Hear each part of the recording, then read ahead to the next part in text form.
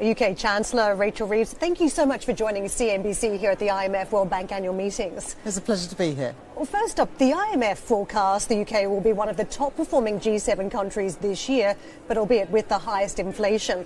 What pressure is the UK economy under from the direct and indirect impacts of tariffs?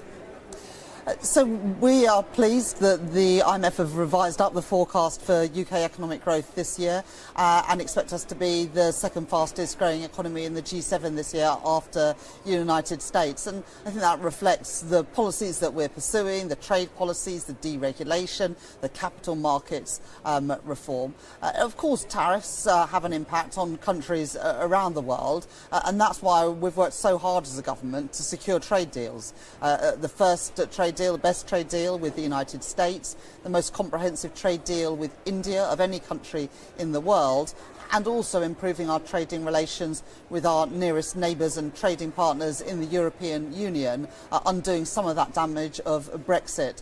So we recognise there are costs from putting up trade barriers, and that's why, as a UK government, we're seeking to reduce those barriers for the UK by pursuing trade deals. Is inflation still a problem for the UK? Well, inflation at the moment is 3.8% in the UK, and that is well down on the peaks that we experienced just a couple of years ago of inflation in double digits. The Bank of England forecasts that inflation will move back to target and will reduce next year. In fact, we'll start reducing in the final quarter of this year. And as Chancellor, I'm determined to do everything I can to bear down on those higher prices, working with the Bank of England to do that. The gilt market has rallied this week. We've seen the 10-year yield come down in reaction to potentially hard choices in the budget, public spending cuts in particular. A, do you care about the bond market reaction given some of the Labour Party don't? And B, can reductions be made to public spending given how Labour is polling at this stage? Well, I've been really clear that we will always meet the fiscal rules that I set for this government at my first budget last year, that we will balance day-to-day spending with tax receipts and that we will bring debt down as a share of GDP. And financial market participants can see that in the budget last year, in the spring statement this year and in the spending review in the summer, I continue to meet those fiscal rules despite the pressures that we were under, and that will continue to be the case, and we will continue to see our budget deficit fall in contrast to many countries around the world where those budget deficits are increasing, and we will do that based on the forecast that we get from the independent forecast of the Office of Budget Responsibility with a combination of tax and spending measures, and I'll set those out in November. But the key thing for me is that as Chancellor,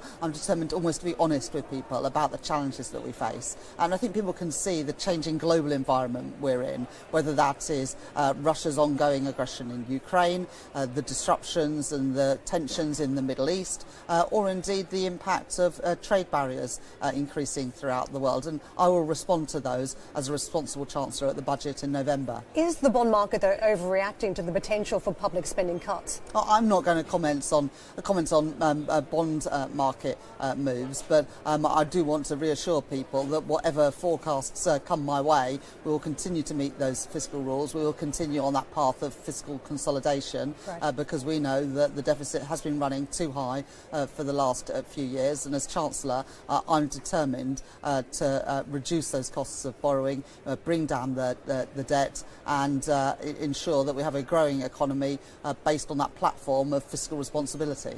You've been talking to banks here in DC about improving competitiveness for the lenders. Does that mean you can rule out a bank tax in the budget? I'm not going to comment on the individual measures in the budget, but I want Britain to be a competitive place for businesses to start up, to scale up, to grow, and also for international investors to invest. That's why just yesterday we announced a new concierge service for financial services firms wanting to start up and grow in the UK. It's why we've doubled the number of visas for global talent, including for high-earning individuals and entrepreneurs, because we want Britain to be seen globally as the place to trade, the place to invest, the place to do business, and the place to bring global talent.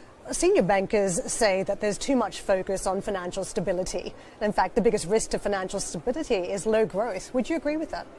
When I became Chancellor, I changed the remit of the financial services regulators so that they should regulate for growth and not just for risk. And we've made a number of specific changes, including the Prudential Regulatory Authority announcing just this week that they're changing the rules of remuneration for those in financial services. In addition, we're reforming the Financial Ombudsman, the complaints regulator.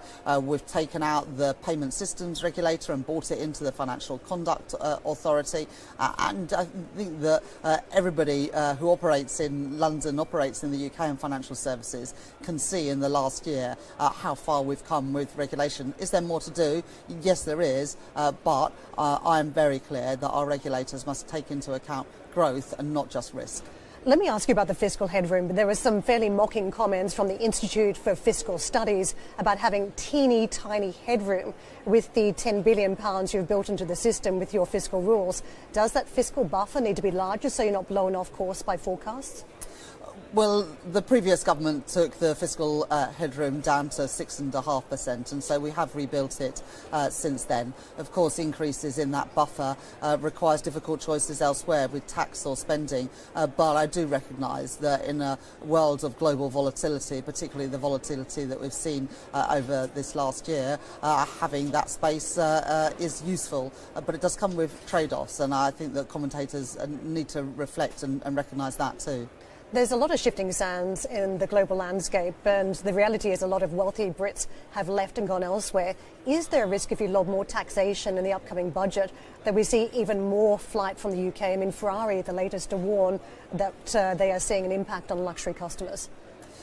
Well, the numbers don't stack up with some of the stories that we hear, and there are also people choosing Britain as a place to make their home. We've increased the number of those global talent visas, and we've absolutely no doubt that those visas will be taken up by high net worth individuals, by leading researchers and by entrepreneurs too. So we're confident that we've got the balance right. It is important that if you make Britain your home, you should pay your tax there. As I said earlier on in the interview, it is important that we continue that journey of fiscal consolidation, which means that people do need to pay their fair share of tax. But of course, we're always mindful of the impact of any policy on behaviours, and we will continue to monitor that. And just finally, the most favourable comments I've heard about the UK this week came from a senior European leader, which begs the question, has the marketplace, have investors been underestimating what you could achieve with the Prime Minister? Look, we are really pleased with the progress that we've made in the last year. 3 trade deals, 5 cuts in interest rates, stronger growth forecast revised up just this week by the IMF. Is there more to do to ensure that Britain is seen globally as the best place in the world to invest and start and grow a business? Of course there's more to do. We're just 15 months into the government under Keir Starmer, and we'll continue to do everything in our power to attract that investment, to attract those businesses to Britain, to grow our economy.